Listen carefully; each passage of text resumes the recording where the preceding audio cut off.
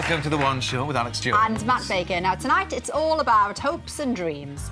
We'll be going back to 1969 when three 11-year-olds were asked to imagine what they would become when they grew up.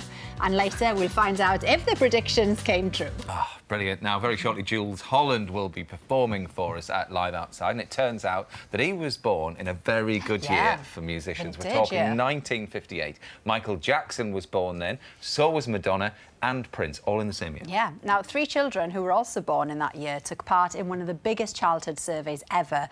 We pick up the story at the end of the 60s when they turned 11. The year is 1969 and the world is changing. One giant leap for mankind. But in little classrooms across the country, children are busy thinking about the future. In a unique social experiment that asked 11-year-olds to write an essay about where they saw their lives at 25. The children selected were part of the National Child Development Study, which has been following the progress of over 17,000 children, all born in the same week in 1958. Today, in 2018, those 11-year-olds have turned 60 and have never spoken about it on television, until now. Three people who wrote the essays are Jackie Adkins, Steve Christmas, and Sally Johnston. My life when I was 11 was that I was living in the West Riding of Yorkshire with my parents, and one of the games I'd always played as a child was hospitals, and I would tend to all the teddies and dolls. It was quite a lot of work, really, before and after school to sort of do my ward rounds twice a day. When I was 11, it was quite a tough time. My dad, unfortunately, was an alcoholic and he used to drink, and we used to get a lot of verbal abuse. They had a shop and a cafe. Sometimes we'd be there at 1 o'clock in the morning. By the time you went to school next day, you were so tired, you just, didn't have a chance to really get into it. And that's probably another reason why I didn't like school. 11, I was living in Hertfordshire, a little place called Hoddesdon. Mum worked part-time and Dad had his own construction company. I'd always played with Barbies and Tressies and always done people's hair. I used to cut my friends' hair at school. So what memories do they have of being selected to write the essays? I can remember when the teacher came in and said, so we're going to do something special today. I was like, and I was the one, embarrassingly, that said, what are we going to do? And she said, actually, it's about you.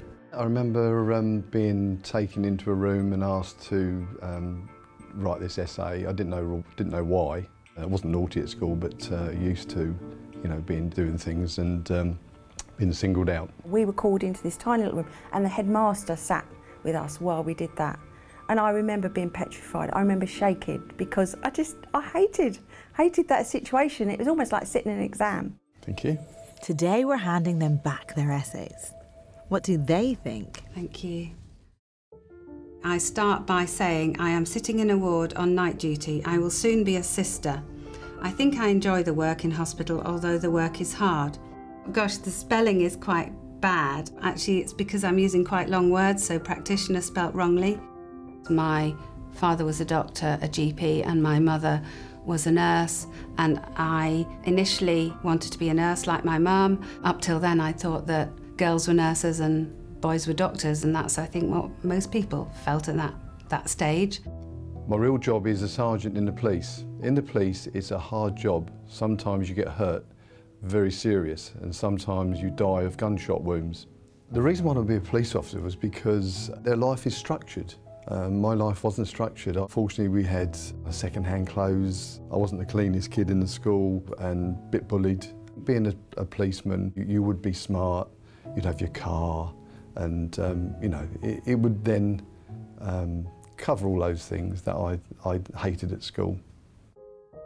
It was Monday and off to work in a hairdresser's. I'm looking for a shop, and when I've saved up enough money, I will buy one. Women weren't in business in those days. It was more difficult for women to get into having their own business. It was a man's world. So no, I was going to go one step further, and I was going to have my own business.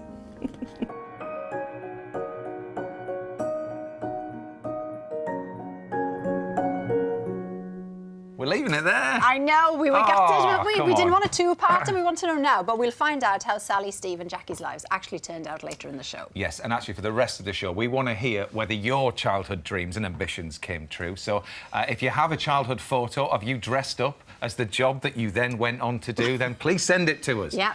We'll read out as many as we can a little bit later on. We're talking little soldiers, we're talking mini mechanics.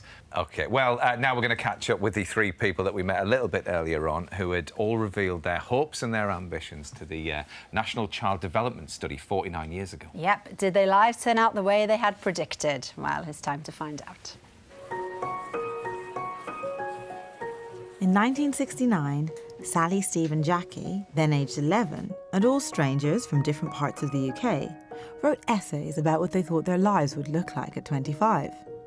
And it's fair to say they were optimistic about the future. I wanted to be a nurse like my mum. The reason I wanted to be a police officer was because their life is structured. I was always going to be a hairdresser. I was always going to have my own shop.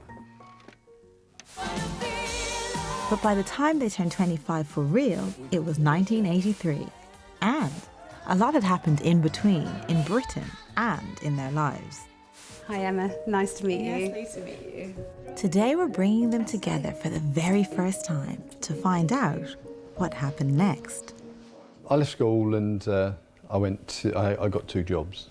I left early, I worked on a farm and I got a job later on as a doorman in a nightclub. Sometimes you didn't go to sleep because they both ran into each other. Yeah. Unfortunately, we went bankrupt. My dad used to drink all the profits. Jackie, how were the rest of your school years? I stayed on at school till I was 16, did my GCSEs, O-levels. Wasn't very academic, but my parents moved to Sussex. I couldn't get into the college that I wanted to go to, and my mum then wanted me to get a job. So I was forced really into going into banking, which I hated.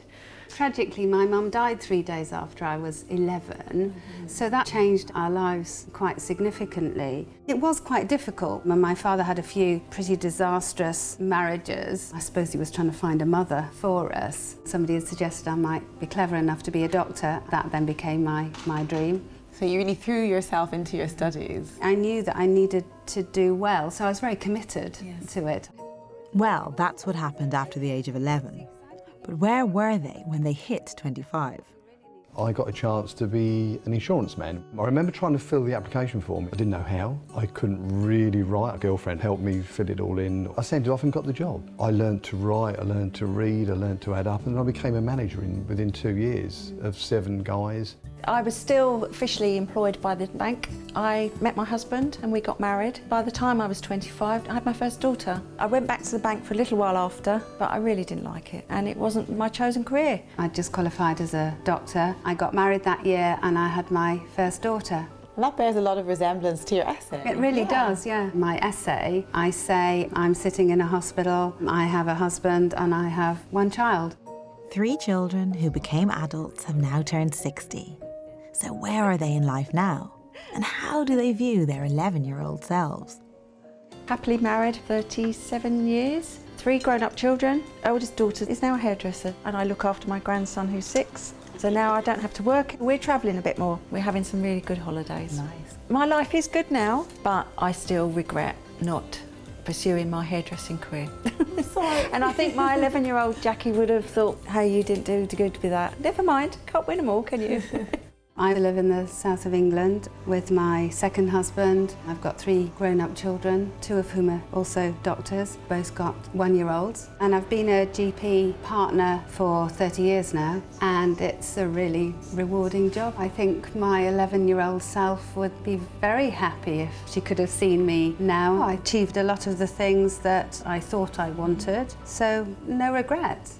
I live in the south of England and I've got a really nice family, good daughter, good wife. I retired at 50 and I've got my own professional will writing business, and I do it when I want to and I work when I want to, so I'm glad I didn't become a policeman in the end. No, I wouldn't swap it for the 11-year-old life that I predicted. I think he would have been thankful that things turned out good in the end. When my dad died, he did apologise for everything he'd done, and I forgave him, and I still forgive him to this day. 3 very different people, 3 very different lives. But almost half a century later, they all agree their unscripted lives have turned out even better than their 11-year-old selves could ever have imagined. See, that was lovely, wasn't it? It was worth the wait. But nobody did what they said they would. Well, kind of. Medical. Oh, yeah, Nurse the turned into doctor. doctor. Yeah, that's true. Good work, Jamie. Well, listen, talking of practising, thank you for all the things that you've been sending in. Oh, yeah. This is what you wanted to do when you were young and you've turned out to do it. Now, this is from Michael. This is him, age 13. He's now a trumpet teacher and a semi-professional player. And from Deborah, this is her daughter, Harriet, age 3, classic picture. No, she became a nurse at 17 and still is now, 15 years. Just very quickly, this is from Joanne. This is her son-in-law as a boy. He's now gone in to be a jet pilot in the RAF. Look at that. Go on.